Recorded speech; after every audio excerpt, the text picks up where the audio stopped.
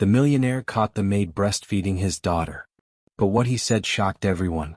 What if a newborn girl born into luxury was dying of hunger, not because of poverty but because of her own mother's indifference?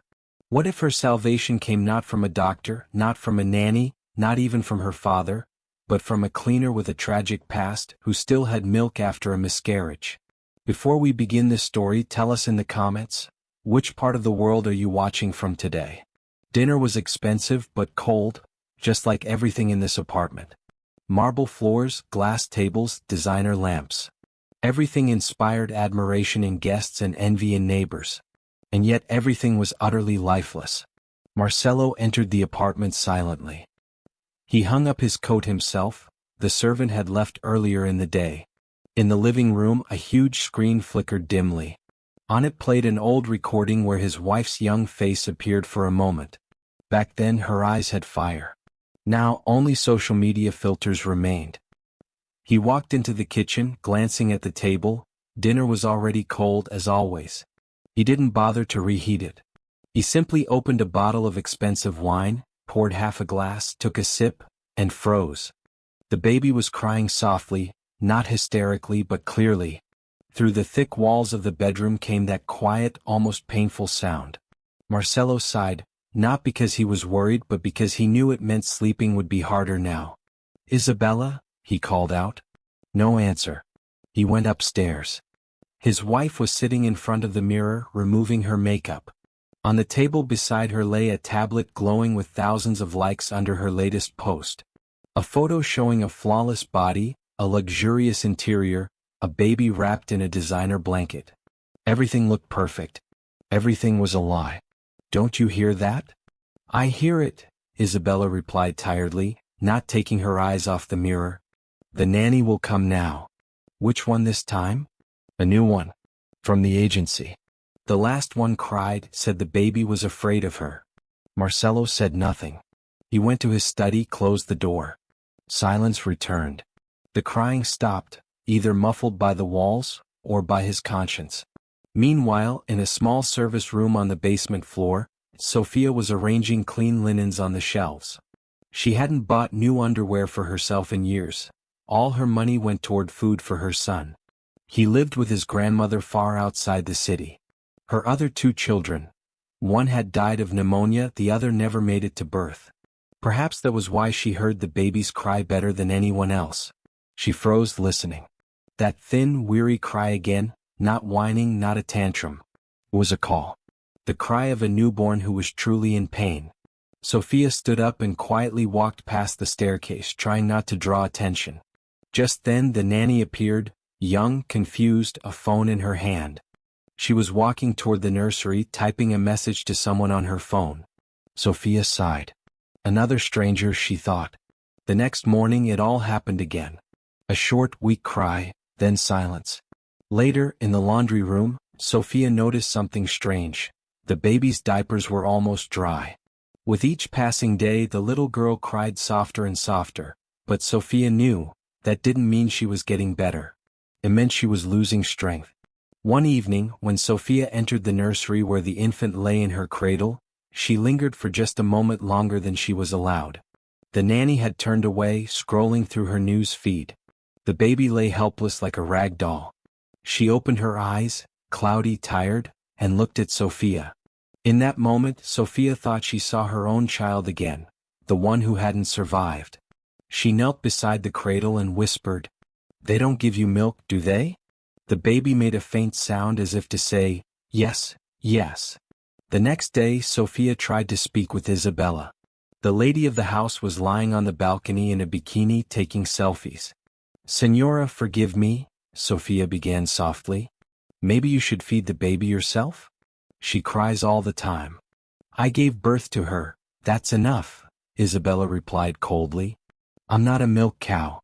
"I understand," Sophia murmured. "She's fed with formula, 700 reals a can. And if the nanny can't handle it, I'll hire another."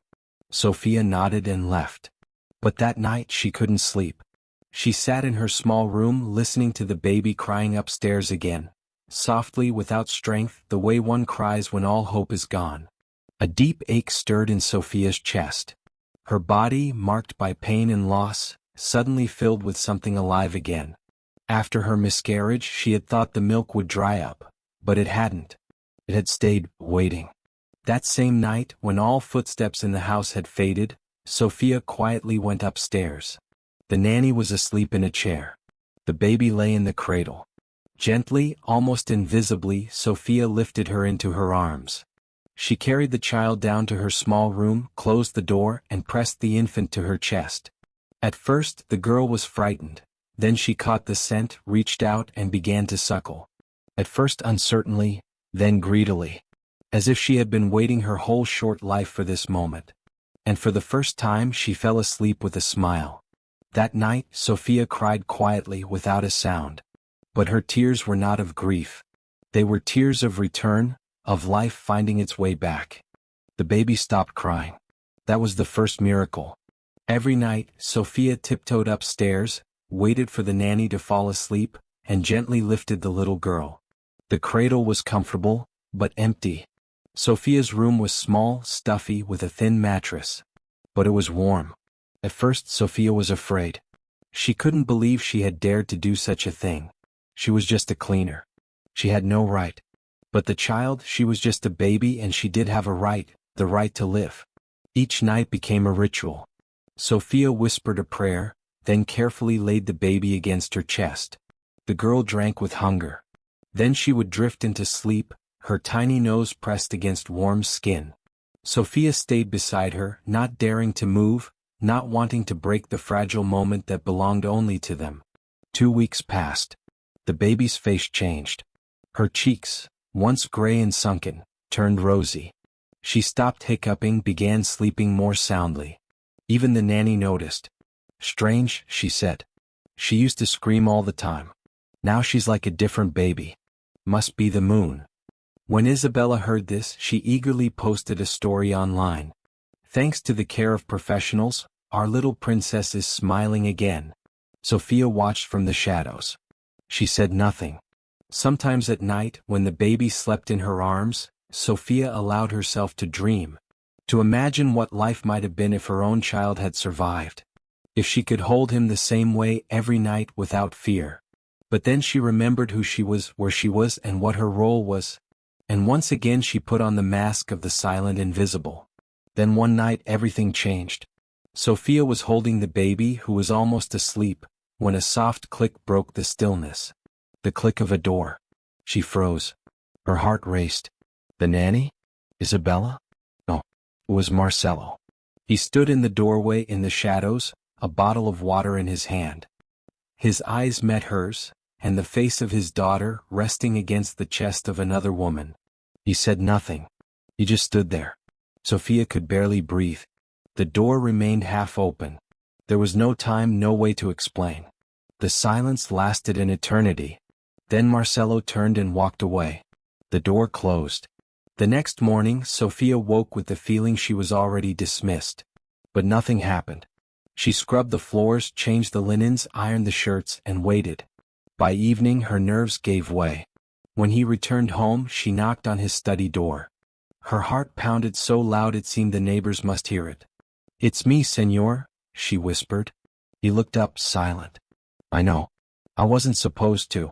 But she was hungry. I still had milk after I lost mine and she—" He interrupted her. "She's quiet now," he said softly. "No more screaming. No more turning blue. She looks into your eyes now." Sophia nodded, hardly believing what she was hearing. He stood, walked to the window, looked out at the city lights, and said quietly, "No one must know. Not my wife, not the guests, not the agency. Do you understand?" Sophia nodded again. "May I stay?" He turned to her. "For her sake. Not yours, but yes, stay. And don't turn this into a sacrifice. Understood?" "Understood," she whispered. She left the room without breathing, but inside something finally eased. Maybe he wasn't made of stone after all. The next few days were lived on edge. Sophia continued her nightly feedings, now with even greater care. She locked the door, dimmed the light, even covered the window with cloth so no one could see. But something in the house had changed.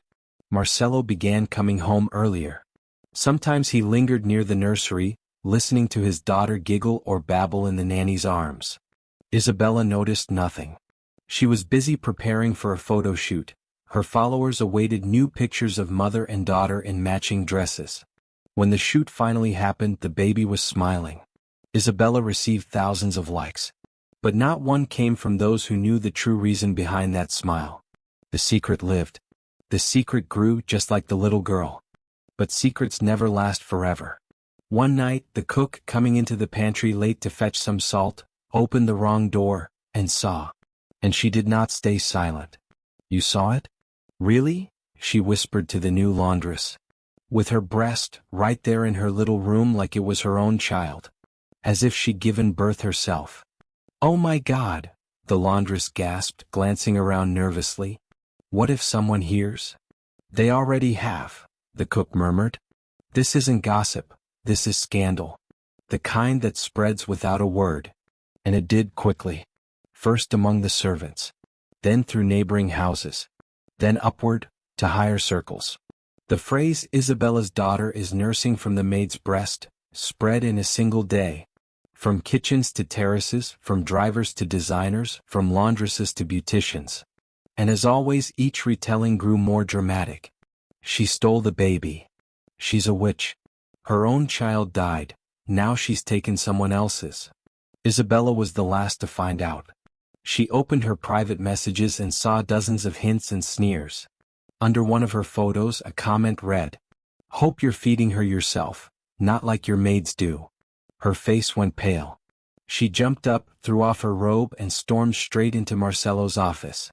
"What is this?" she screamed, slamming her phone on the desk. "Have you seen this? They're mocking me everywhere. Everyone's laughing. You knew." He looked at her calmly. "You knew, and you said nothing? That woman is feeding my daughter. People saw it. They're talking about it." "The girl is healthy," Marcelo replied quietly. "Isn't that what you wanted?" Isabella gasped. "She won't even know who her real mother is now. What if she grows up thinking she's one of them, from below? Then maybe," Marcelo said dryly, "she'll grow up better than us." Isabella burst into tears. "No, it's either her or me." Marcelo was silent for a moment, then said, "Fine. Think about what you need to pack. And don't forget the car documents." She froze. "What did you say?" "You're not being thrown out," he said evenly. "You're leaving on your own. I've made my choice. Late, but I've made it." That same evening, Isabella left. No goodbye. No daughter. 6 suitcases followed her, 2 mirrors and a portable studio for photo shoots. The little girl slept peacefully. The next morning, a woman from the agency arrived. Her name was Camila. She brought 2 letters. One for Isabella, an apology from the agency, and one for Marcelo, an official inquiry. "Sir, we are concerned about the rumors," Camila said stiffly. "We need to confirm that the child is receiving care appropriate to her status." "Who is now the head nanny?" "Sophia," Marcelo said without looking up. "Sophia." He nodded toward the woman standing behind him, plain apron, gray hair neatly pinned back. Camila froze. "But that's impossible. She has no certification, no references." "She saved my daughter," Marcelo interrupted. "She's the only one who didn't run away. The rest are just papers." Sophia tried not to meet anyone's eyes. The new cook looked at her with pity. The driver avoided speaking to her. Even the guard at the gate stopped returning her greetings.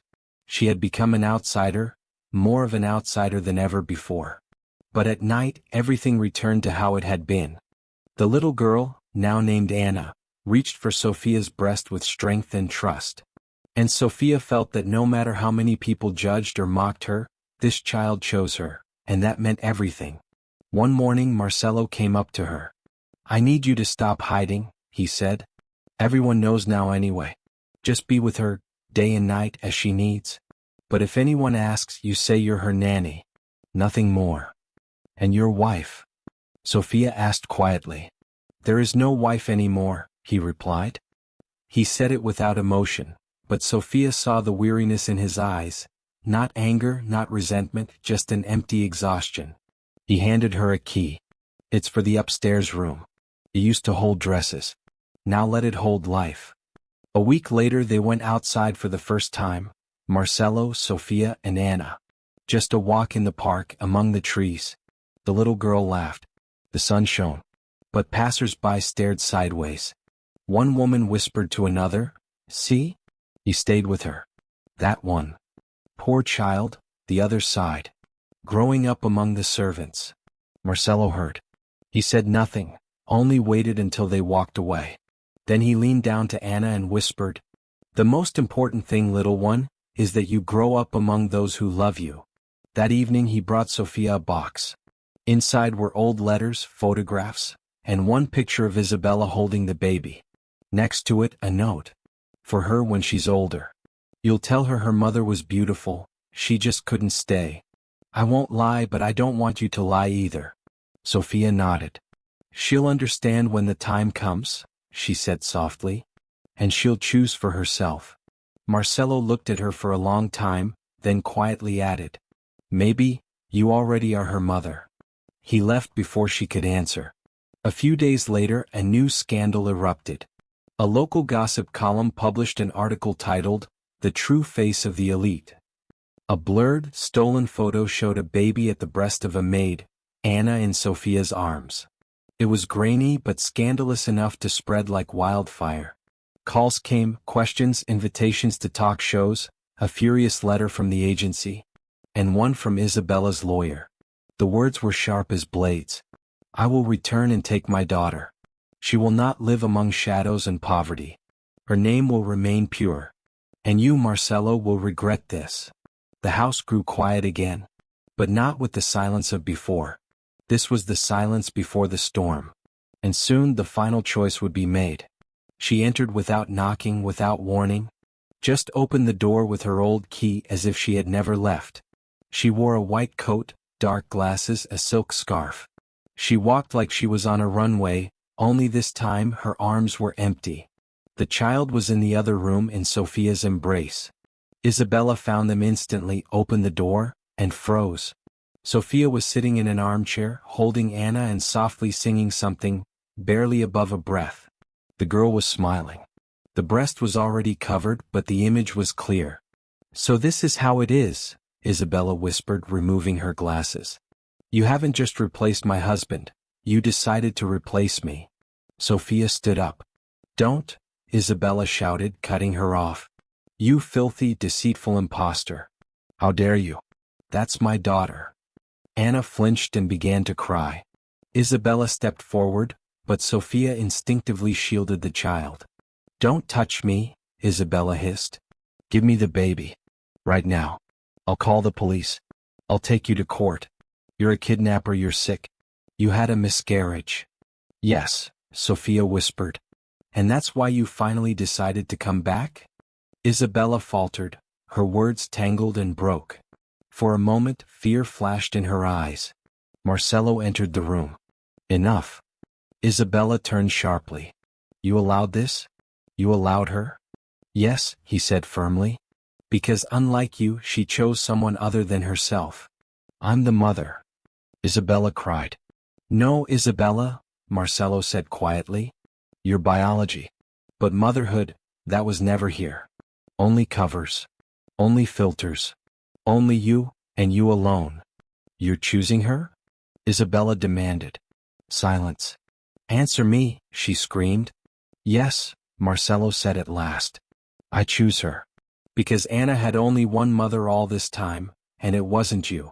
That evening Isabella left. No scene. No suitcases. Just one call, to her lawyer. The next morning a notice arrived. The court process had begun. Isabella was demanding that Sophia be declared dangerous, a mentally unstable woman who had lost her own child and tried to steal another's. Marcelo hired a lawyer. Sophia wrote a statement. For the first time in her life, she told strangers how her son had died. How she tried to stop the milk from coming but it came anyway. How she heard the baby crying and couldn't walk away. How her body answered before her mind could even form the words. The hearing was postponed for a month.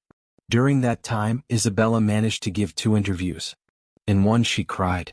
In the other she threatened. I will not allow my daughter to grow up among rags and pots, she declared. She was born for greater things, and I will make sure the truth wins. But the truth was already living in that house. Anna was growing, laughing. She recognized Sophia the moment she entered her room, stretching out her little arms to her. To Marcelo later, with respect. To Sophia with trust. One day Sophia said quietly, "Senor, are you sure this is right? Maybe I should leave. I don't want to be at the center of all this scandal." He shook his head. "You're not the center of the scandal," he said. "You're the center of her life." When the gossip started again and the newspapers stirred up the story, the neighbors gathered at the house. Not many came, some out of politeness, others out of cruel curiosity. One man, gray at the temples, spoke up. "We don't mean any harm to your daughter, but let's be honest, you've set a precedent. If every child ends up with a wet nurse from the basement, where's the line?" Marcelo stood. He was dressed simply, no tie, no display of power. But his voice was firm. "The line," Marcelo said calmly, "does not run between the rich and the poor. It runs between those who love, and those who only look in the mirror." "Are you talking about Isabella?" someone asked. "I'm talking about myself too," he replied. "I lived for numbers, for deals, and I didn't even notice when a child started crying in my own house." He paused. "One woman saw it, and without asking for permission she gave the child her breast. Along with it she gave warmth, and life. If you see danger in that, then she isn't the threat, you are." Silence followed, long and heavy. Then one of the women whispered, "I would want a woman like her to feed my daughter, if I couldn't." Others nodded. When the trial began, Isabella sat proudly, flawless makeup, black dress, rehearsed sorrow. But when Anna saw her, she began to cry, turned away and reached toward Sophia. The judge noticed everything. In his final words he said, "The court does not question biological motherhood or social status. But the child, at an age when milk means more than food, it means connection, has chosen another woman. We are not here to debate morality, we are here to look at facts. And the fact is that Sophia did not kidnap this child. She saved her and she never hid. She was in this house when others walked away." The court dismissed Isabella's claim. She was granted visitation rights, but only with the father's and the child's consent. As she left the courthouse, Isabella said nothing. Journalists waited for her words, but none came. She walked past them on her heels, proud, distant, alone. That same night, Anna fell asleep in Sophia's arms. Marcelo stood at the doorway watching for a long time. Then he stepped closer. "You can sleep in her room now," he said quietly. "Not as a nanny." Sophia smiled, softly restrained, tears glimmering in her eyes. "Thank you." He shook his head. "No, it's I who should thank you." The next morning, Sophia took off her apron and put on a simple dress. No jewelry, no symbols. She walked to the nursery. Anna was waiting there. And for the first time in a long while, there were no strangers in the house. Anna went to school, not in a designer dress, not with a bodyguard, not in a limousine. She went in her school uniform, holding Sophia's hand, carrying a sandwich wrapped in foil made in the old kitchen. Marcelo, as always, watched from the window. The little girl waved to him, confidently, smiling, the kind of wave given only to those one trusts completely. He waved back, then went to the table, brewed his coffee and opened the newspaper. Since the day Isabella disappeared from the public eye, a different life had settled in the house. Not loud, not luxurious, but real. Sophia no longer wore a uniform. At Marcelo's request, she had become the lady of the house, quiet, almost invisible, yet present in everything. In the smell of fresh bread. In neatly pressed shirts. In flowers on the windowsill. In the kind of order one feels rather than sees. She still never called herself a mother aloud. But Anna called her that every day. "Mama, is it true you used to be just a cleaning lady?" the girl once asked. Sophia smiled. "No, my dear. I was never just that. I've always been a mother, not everyone just saw it then." "And did Papa love you?" Anna asked. At that time he was too busy, but later he learned how to see. Marcelo truly became a different man. He stopped staying late at the office, stopped talking about profits at the dinner table. He was far more interested in Anna's drawings, her first spelling mistakes, her endless questions about the world. "Papa," she once asked, "why do I have two mothers?" He didn't hesitate. Because sometimes miracles happen. One gives you life, and the other makes it real. Isabella called a few times. Her voice was cold, controlled. "I'm leaving for the north. New company. I've signed away custody. I hope you're satisfied." "We're at peace," Marcelo replied. "It's not the same as being satisfied, but at least now we know we're living honestly." She hung up first. Sometimes Anna looked at old photos, saw Isabella's face and recognized it without fear, without anger. Just as a fact. "She loved you in her own way," Sophia would say softly. "But she was different, unready, unable." "And you?" Anna would ask, leaning close. "I'll always be here," Sophia whispered. "That's what love is." When Anna turned 6, a new photo album appeared in the house. On the first page was a picture, Sophia holding a baby in her arms. Tears in her eyes, but her gaze steady, strong. On the back, a note written in Marcelo's hand. "Anyone can give milk. But blood isn't what runs in your veins. It's what you give when the whole world stands against you." Light filled the house again. Not the cold designer glow, but warm, living light. From the window came the smell of baked casserole, and from the living room, a child's laughter. Marcelo once said, "I don't make predictions anymore. I used to plan everything, but I never planned for you. And now, I can't imagine life without you." Sophia smiled. "Anna and I just arrived on time," she said. "You came when I was already too late," he replied. "But you didn't leave. And that made all the difference." Anna grew up. She wasn't glamorous, but she was curious, kind, and able to recognize what was real. One day at a parent meeting, a woman said, "You know, your daughter told us she was nursed by another woman, not her biological mother. Don't you think that could be traumatic for her?" Sophia only smiled. "If she grows up and realizes she was loved more deeply than anyone could imagine, do you really think that will break her?" The woman said nothing. When Anna learned to read aloud, she took her first book, sat beside Sophia and said, "Mama, I'll read to you. You rest." It was a children's story, about a little girl searching for a home, and finding it where there was warmth, the smell of bread, and hands that knew how to hold. At one point Sophia began to cry. "Mama, what's wrong?" Anna asked. "I just remembered," Sophia said quietly, "the first time you fell asleep on my chest. I cried then too, but silently so I wouldn't wake you." Marcelo had started writing, not for others, just for himself. In a private journal, he wrote what he never said aloud. "I built a business but not a home. I had money but the silence rang in my ears. Until one woman broke the order to save what we'd abandoned. I was her master once, but became a guest in her home. Years passed. The gossip faded. People forgot. But in one apartment they still remembered. A night. A woman crying, the woman who had done the impossible. No one called her a cleaner anymore. Now she was a mother. Not by papers. Not by blood. But by the name a child called her. And by the arms she ran to when she was afraid. One day Anna said, "When I grow up, I'll save someone too." "And yourself?" Sophia asked. "You already saved me for yourself," Anna smiled. And so, this story remained in the memories of a few. Not as a scandal but as a legend. Not about milk but about choice. Because to be a parent is not to give birth. It is to stay when no one else will.